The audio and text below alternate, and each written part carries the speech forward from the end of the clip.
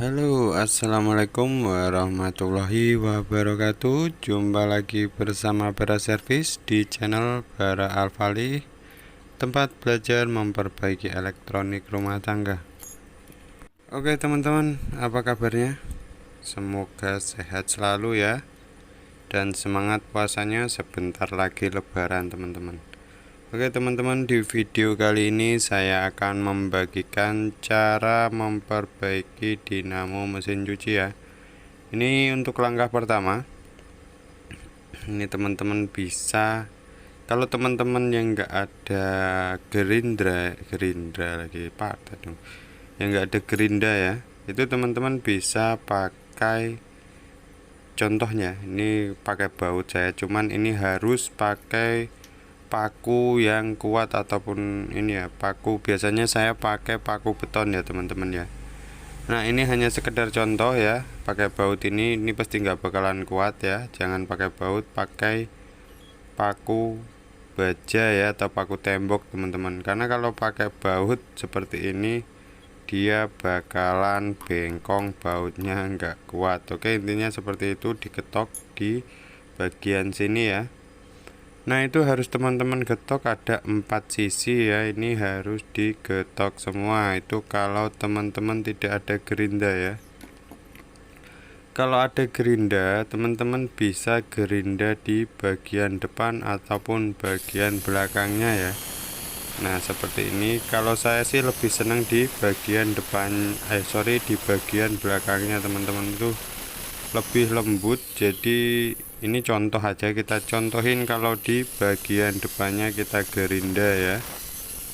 Di bagiannya seperti contoh ini kita gerinda untuk di sepi atau di ininya ya, klem-kleman dia ya teman-teman. Nah ini teman-teman gerinda aja sampai rata, sampai halus gitu ya. Cuman hati-hati jangan sampai kena di covernya teman-teman. Oke, karena kalau kena ke covernya nanti ya takutnya kena ke gulungannya, atau enggak bisa dipasang ya, atau enggak bisa dipasang. Jadi kita gerinda aja nih untuk apanya, bautnya ini bukan baut sini ya, lebih ke sepinya, klem-klemannya sorry. Nah ini keempatnya udah saya gerinda teman-teman. Nah kita akan coba pukul kalau dari depan ya. Ini saya coba gerinda dari depan. Sepengalaman saya kalau dari depan, apa mungkin saya yang salah atau kayak gimana, nanti kalau teman-teman ada yang bisa dikoreksi saja ya. Ini agak lumayan sulit teman-teman ya. Kita siapkan paku beton, nah atau paku tembok, langsung kita pukul saja teman-teman. Oke, seperti ini terus kita pukul. Nah disitu bisa teman-teman lihat ya, sudah mulai agak masuk sedikit. Coba kita pukul terus teman-teman, pelan-pelan. Usahakan untuk mukulnya pas tengah-tengah dan pakai bantuan tang ya. Jangan nggak pakai bantuan tang, kalau dipegang pakai tangan nanti meleset, nggak jadi benerin dinamo, malah benerin jempol tangan, kan nggak lucu ya. Jadi teman-teman harus diperhatikan pakai tang, pakai paku. Nih maaf ya, ada kaki saya karena ini untuk menjepit teman-teman. Nah oke, satu sudah terlepas teman-teman. Oke, kita coba yang lainnya, apakah mudah atau susah. Biasanya sih saya susah ya, ini kebetulan satu tadi lumayan mudah. Nah ini meleset terus, aduh kena kaki lagi. Nah ini lumayan susah teman-teman kalau dari depan ya. Lalu bagaimana kalau memang susah teman-teman? Nah kalau teman-teman ngerasa susah kayak saya, itu bisa teman-teman gerinda di bagian belakangnya ya. Kita coba satu lagi aja dulu sebelum kita gerinda di bagian belakangnya teman-teman. Jadi buat teman-teman yang belum subscribe, jangan lupa subscribe, like, dan komennya kalau ada pertanyaan seputar mesin cuci, kulkas, dispenser ya teman-teman. Nah, karena susah teman-teman, ini akan saya gerinda saja di bagian belakangnya teman-teman. Oke. Nah, seperti inilah cara gerindanya. Kita gerinda aja untuk klem-klemannya ya, atau press-pressannya itu. Nah, itu pelan-pelan kita gerinda semuanya ke empat-empatnya ya teman-teman. Cuman harus hati-hati jangan sampai kena ke kaleng yang bodinya ya. Oke, seperti ini kurang lebih cara gerindanya ya teman-teman. Gerinda ke empat-empatnya teman-teman. Oke ya. Sesudah teman-teman gerinda ke empat-empatnya, lanjut seperti yang tadi teman-teman ya. Kita harus siapkan paku payung sama tang ya. Ini pakai paku payung yang ukuran lebih besar, mungkin saya akan makainya ya. Sama seperti tadi, kita masukkan paku payung dan kita pukul secara perlahan teman-teman. Oke, kita pukul aja terus pelan-pelan sampai dia benar-benar lepas untuk klem-klemannya ya, atau press-pressannya teman-teman. Nah, nanti teman-teman siapkan saja baut 8 ya, untuk mengganti bekas yang kita lepas ini teman-teman. Oke, nah jadi seperti inilah cara melepas mesin cuci ya, dinamo pengering mesin cuci ya teman-teman. Itu harus memang sedikit butuh tenaga banget ya. Nah, kita pukul aja terus pelan-pelan. Kalau sudah terlepas, gantian yang sebelahnya, dan teman-teman harus hati-hati teman-teman. Oke teman-teman, disinilah ibarat kata kita itu bisa saja ini langsung kita ganti ya teman-teman ya. Cuman ya kalau bisa diperbaiki akan kita coba perbaiki terlebih dahulu teman-teman. Oke, atau mungkin buat teman-teman kalau ada pertanyaan kenapa nggak diganti, ya memang bisa langsung kita ganti teman-teman. Cuman kan kadang ini kenapa saya membagikan tutorial seperti ini, kadang kan ada teman-teman kita yang jauh dari toko-toko spare part kayak gini, atau yang di pedesaan susah nyari spare part. Itu bisa teman-teman ikuti cara saya memperbaikinya ya. Ya, siapa tahu masih bisa kita perbaikin. Kalau memang sudah tidak bisa kita perbaikin, ya mau nggak mau kita harus beli baru ya teman-teman ya. Mungkin sekitar 200 ribuan ya kalau ini. Ya, belinya kalau memang tidak ada ya online paling lebih mahal di ongkos kirimnya teman-teman. Oke, nah ini kita akan mencoba pakai multitester ya. Itu apakah ada yang putus atau tidak ya. Nah, biasanya pasti ada salah satu yang enggak nyambung ya teman-teman ya. Nah, jadi kita tes dulu yang putus ya teman-teman ya. Nah, ini merah sama biru. Nah, ini enggak nyambung, merah sama biru, dan hijaunya nyambung ya teman-teman. Oke, berarti ada yang putus salah satunya. Nah, biasanya teman-teman di sini itu ada termopiusnya teman-teman, yang bentuknya kotak. Cuman ada juga yang tidak ada, seperti yang saya bongkar ini tidak ada termopiusnya.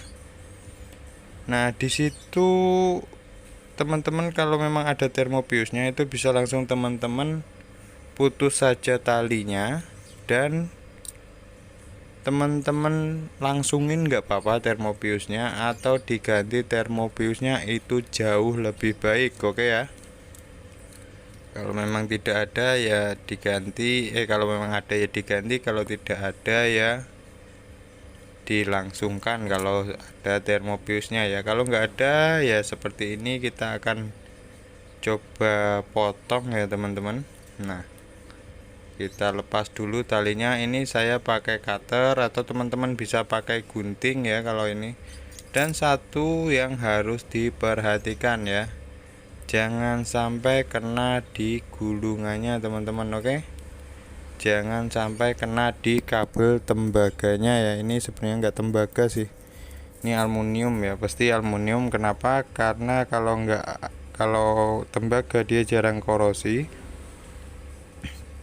Kalau aluminium itu pasti gampang korosi. Biasanya ini penyebabnya ada sambungan antara kabel dengan lilitan ini ya, lilitan tembaganya. Ini kita sebut saja tembaga ya, biar teman-teman nggak bingung. Itu putus teman-teman.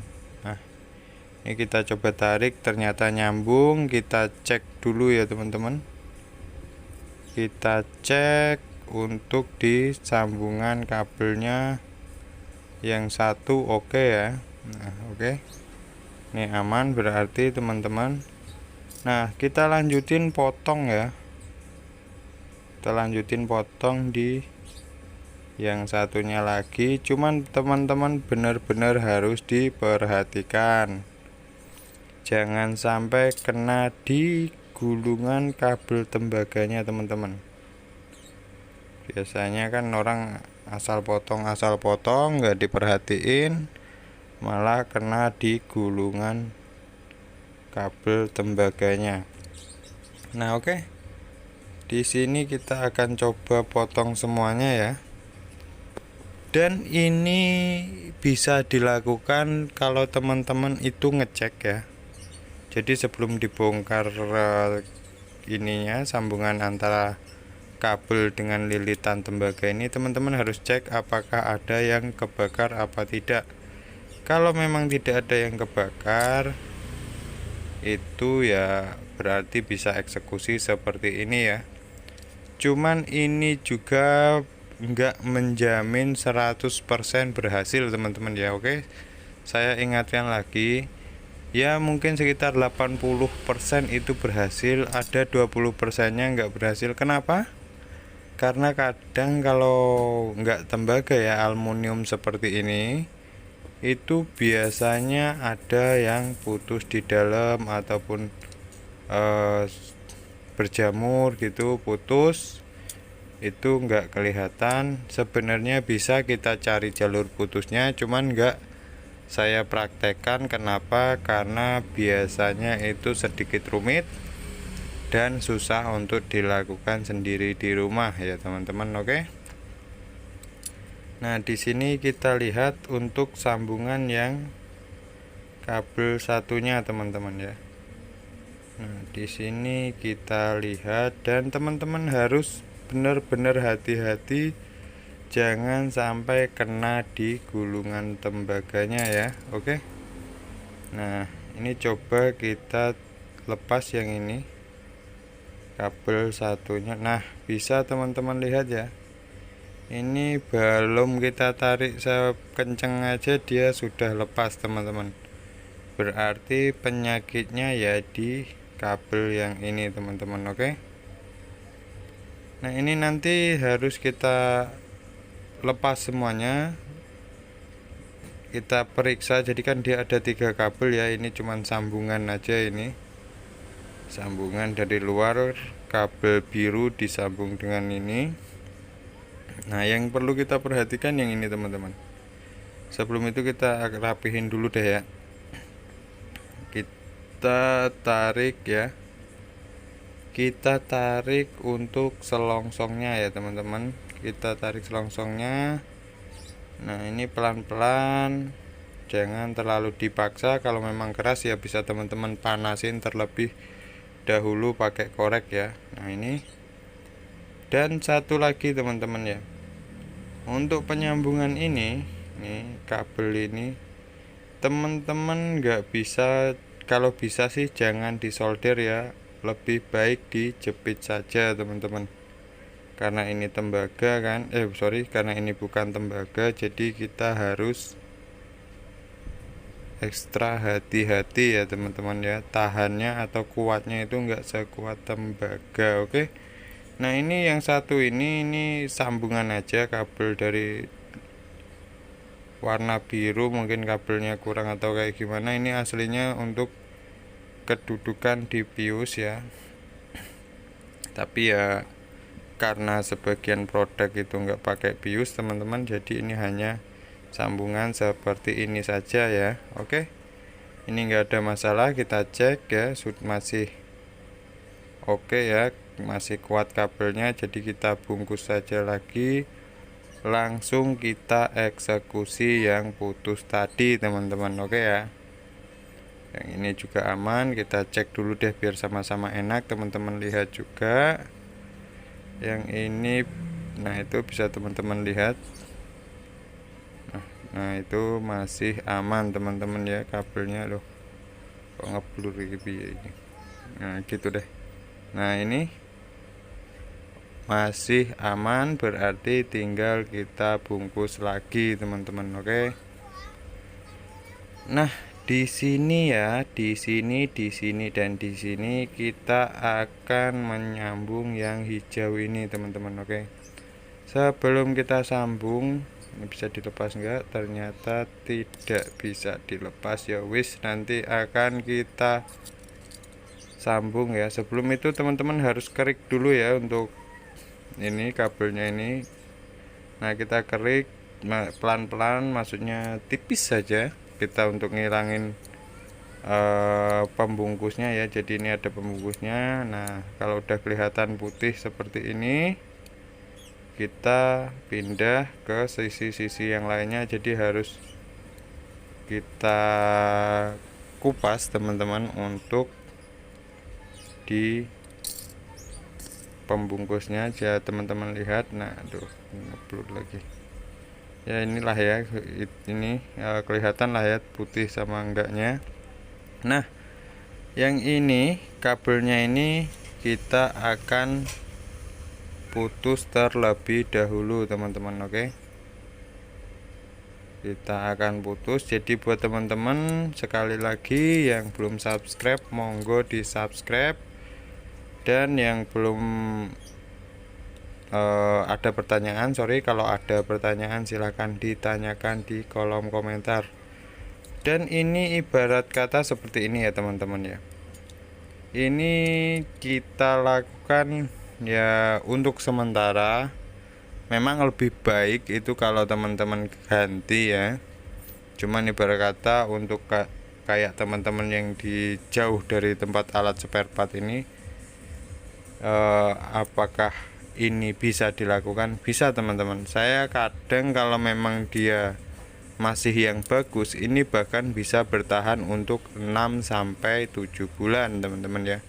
Cuman kalau memang dia udah nggak bagus, nanti juga nggak bakalan lama ya. Cuman kalau untuk sementara buat teman-teman menjelang dapat mesinnya yang baru ataupun pesanan, kalau teman-teman yang di ini susah carinya, bisa online